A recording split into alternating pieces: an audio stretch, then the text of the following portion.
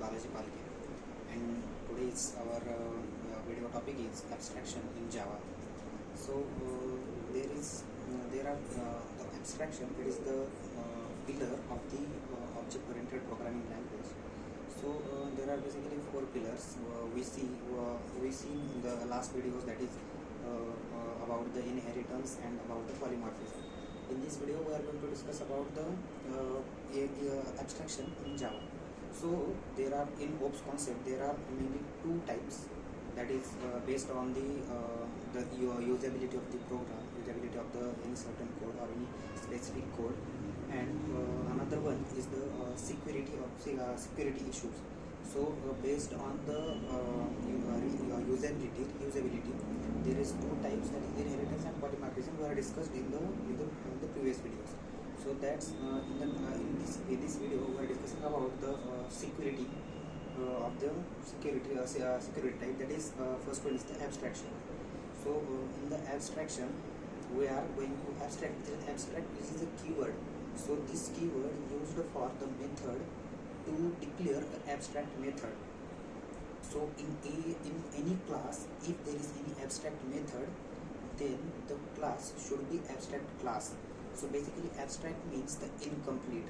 So abstraction, in the abstraction, if the use of the abstraction is, if any junior, if in the we are going to give, I am going to give the real time example of abstraction. It is in the company. If any code done by the junior developer, and then in that code there is some advanced level logic is required into that code, then the senior developers can tell to the junior developer that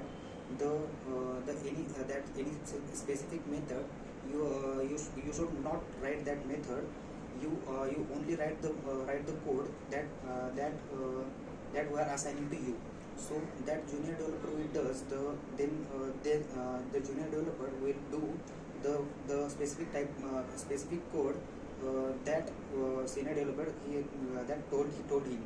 So he does the code, and then that code is now incomplete about because the because then there is a certain code that is incomplete. Without that code, we are not going to without that code, we are not going to means we are not going to submit that project.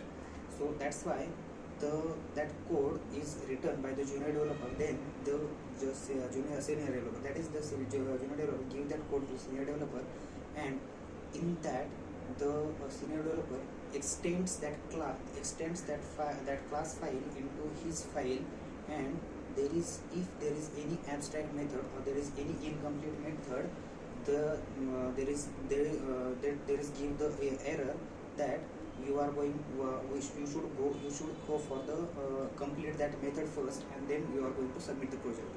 Then the senior developer knows that there is any certain types of method are the incomplete in that project. So he is going to complete that and then to submit that code. So this is the use of the abstract method basically. So if there is some scenarios, that is if there is no any abstract method into any class, then we can declare that class as abstract class. Then the answer is yes, we are going to declare the class as an incomplete class. Because of that, we are not going to create the object of that class into the another class. So as we are if we are not going to create the object into another class, then we are going to secure our class. Then that's why this is into the security category. That's why the abstraction came into picture. So this is from my side. Thank you.